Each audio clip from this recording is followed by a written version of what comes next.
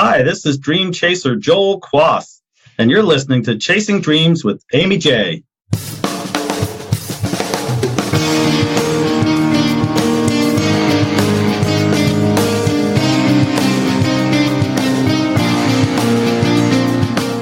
Welcome to Chasing Dreams podcast with Amy J. Amy believes that realizing a life without regrets is achieved by taking chances, chasing your dreams, making moves, and overcoming your doubts. The Chasing Dreams podcast will help you overcome life's obstacles, believe in your potential, and inspire you to face your fears. And now here's the woman who is passionately pursuing her dreams, Amy J. Hey Dream Chasers, this is Amy J, and thank you so much for tuning in to episode 152 of Chasing Dreams. I hope you guys enjoyed the fruits of our labor in the last episode, 151. It was a bit of fun that Aunt McGinley and I had with a bunch of Dream Chasers, podcasters at Podcast Movement 2018, and they put together that podcast within 45 minutes. They learned about it, they put it together themselves, and we got it out there. And so just goes to show you, no excuses, guys. You don't need anything to make a podcast, and you don't have to worry about all this stuff before you chase your dreams. So that was our goal of that session, and we had a fun time. And so now we are back to our regularly scheduled episodes, and today I have a wonderful guest for you guys. But before that, this episode is sponsored by our Patreon campaign supporters. Thanks to all of you for your generous support. It means the world to me. For more information on our Patreon campaign, and or if you'd like to donate $1 a month to help keep the show going, you can learn more at amyj21.com/Patreon. Guys, I want you to meet Joel Quass. With 35 years in management, Joel, who has a CEIP, CPRW, a GCDF, earned his first professional human resource credential in 2012. His business, 6 Second Resumes, crafts targeted resumes and cover letters. Joel teaches interview skills and facilitates career development through his coaching programs. A guest on radio stations nationwide, Joel has authored 2 books and shares his knowledge on the hiring process on his 6 Seconds Job podcast. And he's been kind enough to come onto the show and help us understand the mysterious world of resumes and cover letters. And you guys are going to get so much information. So take notes, or you can even check it out afterwards on the show notes page. But for now, here he is. Hey, Joel, welcome to the show. Thank you so much for taking time out. Amy, thank you for having me. Now, you have an interesting background. I say interesting because oftentimes a lot of the guests I have aren't talking about resumes, aren't talking about careers. We have had Dream Chasers talk about, interviews, the corporate world, but we haven't really focused or touched on resumes, at least not as far as I can remember in 151 episodes. So I'm excited to have you on because I think resumes are confusing as all get out. And they're changing too, which makes it even harder for the average person to understand, especially if they've been out of the job market for a while. What is a resume? Let's start with that. Well, a resume is really a marketing tool. It really is an opportunity for you as a person that wants to work for a specific company to advertise, to tell that company why they should hire you above everybody else.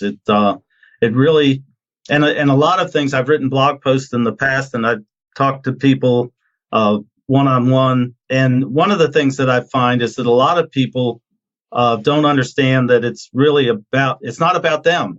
They may need the job, but the employer that they're going to visit doesn't care whether this will be 2 bus stops closer, or it'll make it easier for them to pick up their kids in the afternoon, or they'll make more money. They want to hire somebody who's going to take care of their business. They have a problem. That's why they're hiring.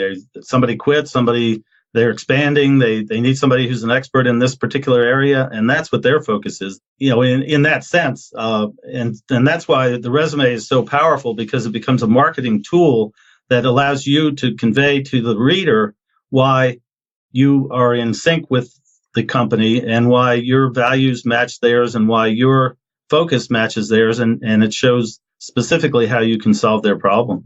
So are you finding that that's like one of the biggest misconceptions that people have? They think it's about them when they should be changing the perspective and writing it for the job they're applying for?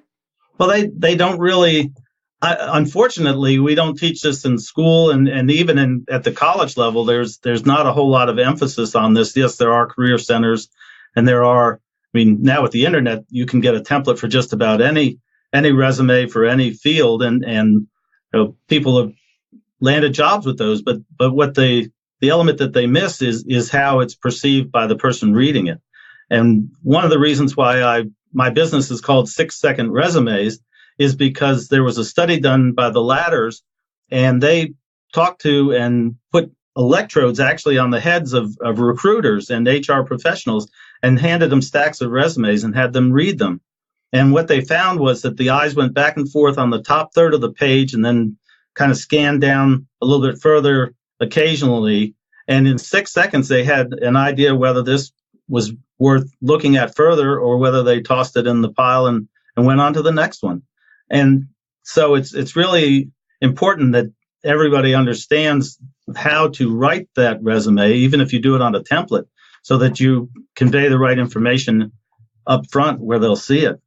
Wow, that gives a whole new meaning, because I never kind of put, they say when you meet someone in person, you have about 7 seconds to make your first impression. Exactly. So you're really, what you're saying is you got to have a resume that makes a good first impression in that many times. Doesn't matter about the details. Well, there's a couple of factors in that, Amy, and I'll give you a brief story. I used to do a lot of, before I moved to Virginia from New Jersey, I was doing a lot of national career fair events. In fact, after the first one, I had such a line at my table that they gave me a free table anytime I wanted to come, and I would do resume critiques. And I had before and after resume up on 3x5 bulletin boards, kind of. And I had a young lady come up to me, and I was showing her the resume and said, this woman is award winning. So I focused on that and put it up in the top left corner where people would see it right away. And the woman said, well, I'm award winning. And I said, oh, well, that's great. Show me.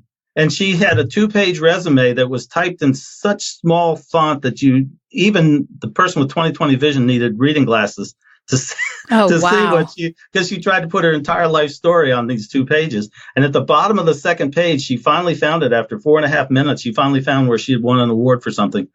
And I said, well, think about that for a moment. I said, you're going to hand this to somebody and you're going to expect them to know that you're award winning when you buried it on page 2 in the bottom of a resume that they're not going to read anyway because it's so cluttered and there's not enough white space and it doesn't breathe and all the other things that go into a successful resume. So it was quite eye-opening for her. Oh my goodness, 4.5 minutes to find that. And first of all, nobody should ever have font of that size to give to someone else to read. That's just torture. Well, that's the other thing. You have to think of it in terms of the person reading it, and that's why brevity is there. The resume gets the interview, and the interview gets the job. And so if you're focusing too much on putting too much into your resume, then you're really not. I had a client recently, and she's earning her PhD, which is wonderful. I mean, she's been a lifelong learner, but in the end, she kept wanting to put that information somewhere in the top of the front of the resume. And I kept telling her, well, finally it clicked when I asked her, I said, well, is this going to make a difference to the person reading it? And she said, well, no. And so we finally decided that she could talk about that in the interview and show how she was moving along, but that we could focus on some of the other aspects of the bullet points of the actual job description and make a difference in how she was perceived. And then she can add that extra value in the actual interview.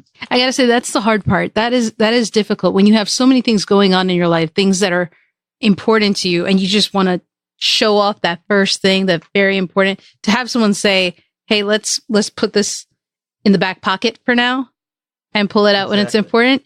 Like, can you explain why about that? Well, it really cycles back around to it's not about you. And that's really very important because there might be 150 people applying for this position. Say you're a branch manager of a bank and you're applying for this position. And there might be, out of 150 people, there might be 100 that are pretty much qualified like you are. Automatically, you're in with 100 people instead of 150. But now, if you are focused on actually the corporate culture, once you get past the technical part of it. It's really, are you going to be a good fit? Can I actually recommend you to my boss? And would I be proud to have my team work with you and them interact with me and say, hey, why did you, either you hired the perfect person or why the heck did you hire this guy? So it's really all about that fit in the end. And so you really have to demonstrate that more than, your technical expertise and things that might be important for you if they're not listed in the job posting, or they're not values that the corporate website espouses or press releases that the companies put out, or it doesn't jibe with the industry, then leave it out. It's a marketing tool that's going to attract attention and get people to pick up the phone. And that's really what you have to think about. Every single word has to pay for itself as it's sitting there on the page. Yeah. And maybe that's why it's been such a mystery, resumes in general, because I've been looking at it the opposite way. Right. I've been looking at it more as a mirror rather than as window. Right. And it's a list of responsibilities versus the list of accomplishments and success stories. And my clients, we use what I call stars. We have situations and actions and results. And a personal story of that, when I was a store manager for Best Products Catalog Merchandiser years and years ago in Hopewell, Virginia, actually. And it's Christmas Eve. It's about 8:30 and the phone rings. And it's this man on the phone, and he's panicking because he's putting together this ride-on car for his son, who's 7 years old, and it's 8:30 on Christmas Eve, and there's no battery in the box. And he's yelling at me and saying, "What do you want? What am I supposed to do? What are you going to do for me?" So, after a couple of minutes of talking to him, I said, "Well, I'll meet you at the store." And I called my assistant manager and had him meet me there. This is like 8:30 at night on Christmas Eve. Wow! And we found another box, and we got the battery out and gave it to him, and he went home. So in an interview, I could say, if they asked me about customer service, I could say, well, I'm a people person, and my dog's a people person, but I wouldn't hire her to run a bank. But if I said, I'm the guy who did this on Christmas Eve, now as the interviewer, I have a story that I can take back to my boss and justify hiring myself, or my team. Hey, I met this guy. He did this thing on Christmas Eve. I think he'd be a good fit for our organization. So, all of my clients have thought about that. That's one of the first things we do is we talk about their success stories. And it's funny, they start out with one or two, and by the end of the time working together, they might have 15, 20 or more that they are using. Whether they use them all in the interview or not, they've got all this catalog of all this positive things that they've done. And that helps with their attitude, too. So I heard something, and it's a misconception, I think, is that all interviewers look at things the same way, meaning they all look for the details of this person and trying to get them into the job. Whereas, personally, for me, when I hire VAs and stuff, I'm not necessarily looking for the qualifications. That's helpful. But in honesty, I'm looking for who they are as a person. Like you just said, a people person who has a story that they can share. Is there one kind of common, can we group interviewers? Yes, in a sense you can, because ultimately they're trying to find somebody who's a fit. Once again, you get back past the technical aspects of that, you've got people who do the work, but now can I work with you? And can I see myself, being side by side with you when the stuff hits the fan? I think one of the things that I find in all my years, I've interviewed probably several thousand people and read close to 5,000 resumes and cover letters. And what I've found is that people sometimes don't have common sense, and they don't really think about what they're saying to the point where they badmouth their former employer, former manager. Yeah, exactly. And all I can do after that is sit there and thinking, well, I wonder when he's or she's gonna start thinking that about me and bad mouthing me. So the interview is pretty much over at that point, and there's just not a lot of common sense. I can teach somebody to sell diamonds or drive a forklift or be an investment broker, but you can't teach people common sense, unfortunately, it seems like. And So that's, as you were saying, in how you look at interviewing, I think one of the things, common sense and that ability to get along are two keys.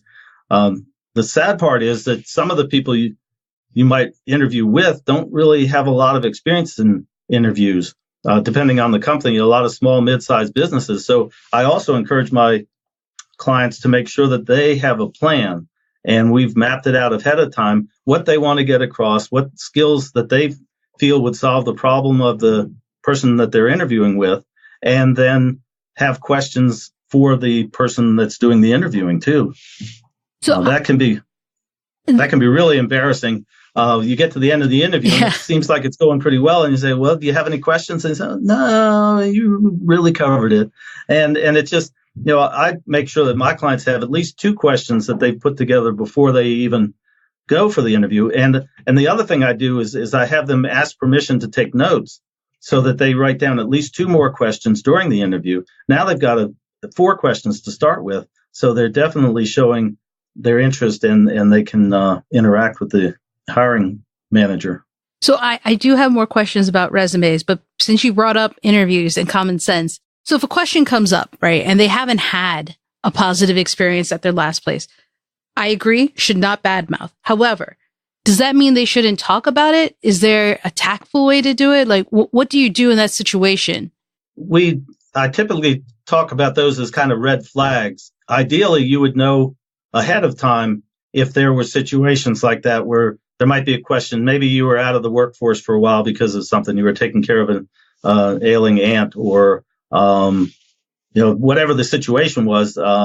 There's some things in people's resumes that are going to potentially be problems for them to answer, or they're uncomfortable with how they the question, or confused about what to say. So my clients and I talk about these, what we call red flags, ahead of time, and basically you can address whatever the issue is and then turn it right back around to and can you tell me more about this part of the job, or how you landed this, or what you did to achieve this, or can you tell me the measure of success in the first 90 days, how you would measure that for this position, and answer it clearly and confidently, but then roll right back around to focus on the interview and just not dwell on it. So that's a good point, the dwelling part, because I think what you're saying is answer the question tactfully, but then keep moving forward so it's not a red flag for them. Exactly. If you don't make it a big deal and you turn it around, then they've addressed it, and you're back to showing them the skills that you have that would fit in with the type of position they're advertising for. So you get all these resumes, going back to that, and you talked about 150 applicants who are having resumes. How do you stand out amongst that? I mean, aside from the fact that you skill-wise, right? How do you stand out amongst 150 and sometimes more, depending on what you're applying for, right? Well, there's a number of different things. The standard resume, the traditional format that you read about in publications that are 50, 60 years old, that doesn't happen so much anymore. It might be more formal in certain industries, but the reverse of it is you don't want to have fluorescent pink paper and crazy highlights on the edges of the resume, because most likely it's going to be an ATS upload anyway. But the key to standing out is really capitalizing on that top third of the first page and putting all your value information right there where it's going to be seen. And the way you do that is I call it exploding the job description. But one of the things I do is I take, and I have my clients take the job posting, you click the link and you print it out and you just look at it, and it says you need 5 years of this type of experience, or an education level of this, or this type of skill, or would prefer to have this and this. And then we just work with that and make sure that the resume, it's like giving the interviewer the answers to the test, or giving them a way to see you fitting in very easily. As they read it, they can say, okay, well, I need somebody with 5 years of management experience, and this person has 7. I need somebody with an MBA, and this person has one, and an advanced degree in this. I see I need somebody who has this type of skill, and they have that, plus they have this. So very easily they're seeing you as the person who could best do the job. Yeah, that's very important. I mean, because since we're talking about the whole experience, when you go into an interview and you're amongst that, right? And you just spoke about how you can stand out. Is there any truth to nepotism? Well, there's always going to be some jobs are advertised only because by law they have to be, and the person that's going to fill the job is already in place, so to speak, and they know who it's going to be, and then people moving up within an organization. There's a lot of politics and a lot of he knows, she knows, this person knows that person kind of thing. So, I mean, while that certainly does happen, as an outsider coming into an organization, the more homework you've done and the more you understand the business, the easier it is to kind of not get caught up in that and show your value instead. Is there a way to avoid, I guess, jobs that already have an in, or they know who they're hiring? Is there a way to identify those, or are we just kind of, you take a chance and you just never know? Funniest thing, it really, way you find a job really hasn't changed. Back in the 80s, I had 7 years as a store manager of that same Best Products company, and they started to go under. So I jumped out and bought a vending business in Williamsburg, Virginia, and I took it from $90,000 to $250,000 in gross sales in about 20 months. And I negotiated a contract for the Anheuser-Busch brewery, and I was going to have to add another truck and hire another employee and invest this more money. And the fellow who had the snack bar concession actually wanted to get into the vending business. So in the end, I ended up selling him my company, which was great for me. But then I turned around and I said, I don't have a job. And I have, I have, put yourself in that. It was. I have a mortgage. I have a wife. I have 3 small children that are like 3, 5, and 7, and I need a job. And so that was my first real experience of being able to do something about that. I mean, there was never, from day one, there was never any doubt in my mind that I was going to get a job. It was just what job and how long. And back then it was the Sunday paper, and I used 3x5 cards to track my progress and put notes on, and the regular telephone and all of that. But in the end, I didn't let myself get too high or too low. And I think a lot of people, their attitude about the whole process causes them a lot of consternation, and there's a lot of fear associated with that. And I just said, I'm going to do this, and it's going to be great. And I had that attitude throughout. In the end, I had 5 offers in about 8.5 weeks, 3 of which I considered at the same time. And, and I ended up with Costco Wholesale as a senior manager, and just recently retired this year after 27.5 years with them. So it worked out. It worked out great. But the point is, it's really about the attitude and about focusing your energy. And as far as, insiders or not, I mean, yeah, I had a little bit of an inside in the end with that specific job. I also had one where the fellow, I had what I thought was a great interview. I sent a thank you card, and I didn't hear anything for 3.5 days. And then I get a call from another company that wanted the final yes or no on what I was doing. So I called the first one, and I said, hey, I haven't heard from you. I'm really interested. He said, well, come on down. And so I came down and talked to him, and he said, well, that was the last test in the job offer, was whether you would follow up or not. So, I think that's real important too, is that people ask permission. I have my clients ask permission to follow up. When would it be appropriate, and can I follow up on this date, so that they know ahead of time what they should do and when, and that takes a lot of the pressure off them as far as handling that aspect of it. So first of all, congratulations. That's phenomenal. Well, I've had a lot of fun. I mean, I really have, and that's one of the reasons I'm doing this now is an opportunity to give back. Right after that, I had the children were small. There was a lot going on. We moved from Virginia to New Jersey. I thought I was going to be there 5 years, and 24 years later, we finally got to come back to Virginia. And then, I had another 7 to 10 years of day job type of work. But about 7 years ago, I started my resume business, and I've added to it with different certifications, career coaching, and interview skills coaching, and the resume writing, gotten certifications in that. I'm taking continuing ed classes to stay current in that. And I pictured another 7 years of my day job as a manager for Costco and picking up more and more of the resume. And then in February this year, believe it or not, Amy, my dog was shot. Oh, my goodness. We bought 5 acres out in the country close to the Shenandoah Mountains and the Skyline Drive and all of that. And she got off the leash back in February and ended up over the mountain in the next valley and got in the middle of kind of a Hatfield and McCoy squabble between 2 cousins over beagles and chickens. Oh, geez. And she got shot. And that just, to me, is that the word for fragility, fragileness of life? Yes. Is really what that impressed on me. And I'd had a fair amount of success with the resume business anyway. And I just turned 62, earliest retire age possible.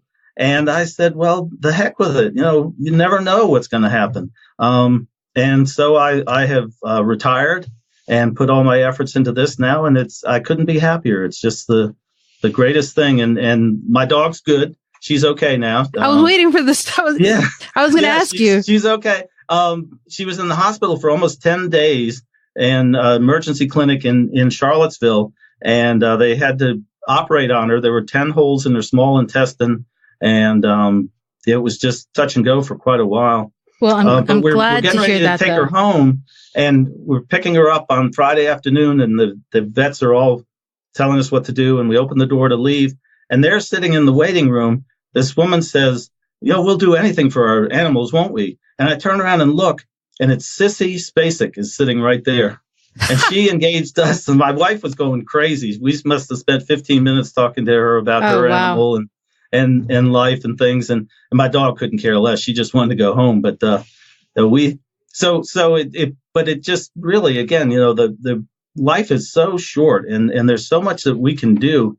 And now that my kids are older and I have more time to be able to give back to that and teach somebody not to wear that hat or not to wear that shirt or to spend a few minutes thinking about some of these things that might be important to the employer, so that they get the job that they want and get to do the things that they want to do. And that's kind of what's led me to where I'm at right now. Let's talk about something you said earlier, because I think hopefully that will help people have the right mindset. You talked about attitude. I hesitate to say right, but what is the ideal attitude to have when approaching a job search, resume, the interview process, the wait? What is your suggestion? Well, the biggest thing is not to get married to any one part of it. What I see happening is people will go in and they'll shoot out what I call spray and pray. They'll spray a ton of resumes out over the internet, and then they'll pray somebody reads one and calls them. And then they get disappointed when that doesn't happen. And then they do get a call, and then they're on cloud 9, and then the call, it doesn't pan out. And then they're down in the dumps, and then they've got to start over again and get their attitude back. And maybe they thought this was the job, so they stopped sending out more resumes. They stopped following up on ones. So now they've got to start that whole process again. And that's really, I think, just knowing that getting a job is a job. And again, I think one of the tools that my clients I share with them is an actual 6-second action plan, and we fill it out. There's really 12 ways to land a job. And so first of all, you have to decide which of the 12 ways you're going to use, and then how many hours each day are you going to do that?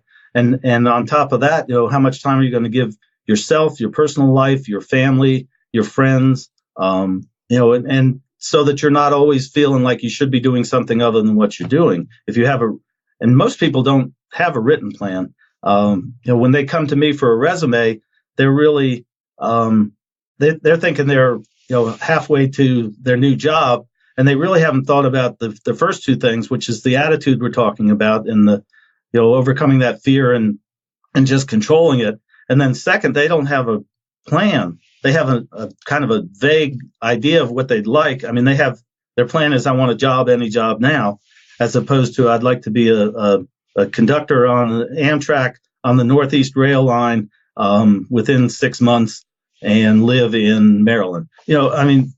The closer you can get to that, the easier it is to find that job. And so it just takes thinking a little bit more and writing a few things down in order to make it come together. And the attitude of staying focused on the moment and not getting married to, again, when I had 5 job offers, I was still sending out new resumes. I was still following up on leads. And that's why I had that congruence, and all of it kind of came together at once and gave me the option to pick what I wanted, as opposed to feeling like I got to take this because nothing else might come along. So, again, that was that, having that mindset and that attitude to me makes all the difference. And I've had that pretty much my whole life, I think, and it's helped me, and I would encourage it for anybody. I think that's a great advice, and probably difficult to do, but something worth working towards, especially if you are in a desperate situation. I mean, I'm often told, a wise man once told me, never to make decisions when you're desperate, take a step back, right? Would you say the same can be said here? Well, that's the other thing. And one of the first things you need to decide is what are your resources and what kind of time frame do you have? If you only have 2 months worth of savings and, you don't even own a computer, and, there's all these limitations on what you can do, then maybe, and you want to be a brain surgeon, maybe you need to, and you've never taken a medical course, maybe, you need to rethink that a little bit, or a lot of times I'll work with clients who are under some constraints, and we'll build a stair-step kind of plan to get to where they want to be. LinkedIn is a great resource for that sort of thing, because you can peruse people's profiles and see how they got. If they were a property manager, how did they get to be a property manager? They did this job and this job. And if you look at 5 or 10 profiles, you'll see that they all kind of share those same attributes. So maybe you can't be the property manager in this city that you want to be right now, but you could be this type of a employee right now and learn the skills that it would take to move to that job, and know that in 6 months or 2 years you'll have that. And that's another way to kind of get around that frustration and have a plan in mind to get where you need to be. And so in the interim, you'll have that income. Another way would be maybe part-time work. Will lead to full-time, will lead to something else.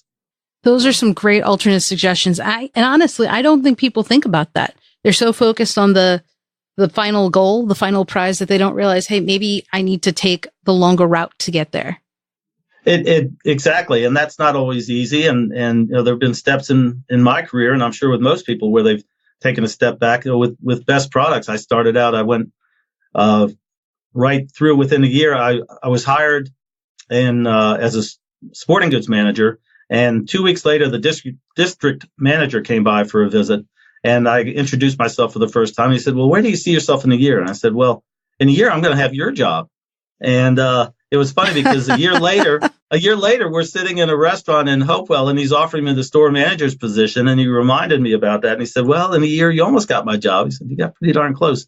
You got store manager." So, but it really is just, that kind of an attitude. And I think, people need to think about that, and then think of the different ways, in terms of getting a job, because there's a lot of different things out there. I mean, there's one-stop career centers, there's job fairs, there's blogs, there's internet marketing, there's all sorts of different things. There's even volunteer work, and people don't necessarily think of the value in that, but you connect with somebody in a volunteer capacity who knows somebody whose uncle runs, Citicorp or something, and the next thing you know, I hate to say it, but I networked into my first job as a manager. I was working for a marina. One of the fellows that I went to college with, his father owned a marina in Gloucester Point, and I was building finger piers during the summers. And the executives from Best Products all kept their big yachts down there. And that's how I ended up working for Best Products, because I ended up meeting all of those fellows. And so again, you never know. And I really feel that's important, that people don't give up on things or don't assume that it's going to be a certain way, because I didn't know we were going to open the door and see Sissy Spacek, So, there's a lot of examples of that in people's lives, and I'm sure you can think of one, Amy, and everybody else could think of a few where that's happened. So having that right mindset, I think, is critical. Yeah, you make a great point. You never know what could happen. Let me ask you one final question. Mm-hmm. What is one thing people can do today to make the most of their dream chase, whatever it is? Well, I think it comes down to attitude. I think it was Henry Ford who said, if you think you can or you think you can't, you are right. And so, my attitude, in fact, I had a blog that I wrote for a couple of years, and I love getting up in the morning because I learned something new. I always learn something new. And I think that more than anything, and yeah, there are days where it doesn't work, and there's, where there's days where things just aren't going to be there. And then the one last point I would have people keep in mind is they face that fear of the job search and things like that. They're probably going to have butterflies in their stomach. And what I would recommend to them and make them understand is that, yeah, that's a natural thing to have butterflies, but all you have to do is get them to fly in formation, and away you go. You got me speechless. That was deep. Well, Steve Harrison said that at a meeting in New York City, and I have to give the credit to him. But it was a marketing I've never heard meeting, of that. That's awesome. So I thank him for that. Well, Joel, thank you so much for coming on the show and sharing so much nuggets of wisdom and knowledge about the world of job markets and the entire process from resume, interview, all of it. It's very much appreciated. I'm sure it will help whoever's listening now. Well, I appreciate your time, Amy, and I hope your audience gets a lot out of it. And if they have any questions, I'm always open. And if I'm not writing a resume or speaking with a client, I pick up the phone. So I'd love to talk to them. And there you have it, guys. That was Joel Quass. I learned so much from that episode, and I hope you did too.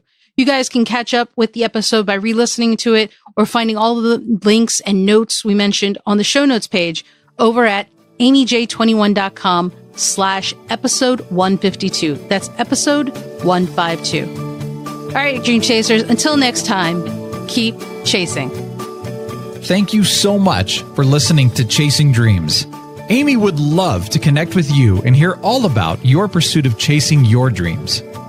Connect with her on Facebook, Twitter, or Instagram via @ChasingDreamsHQ. Or you can find Amy on Twitter @AmyJ21.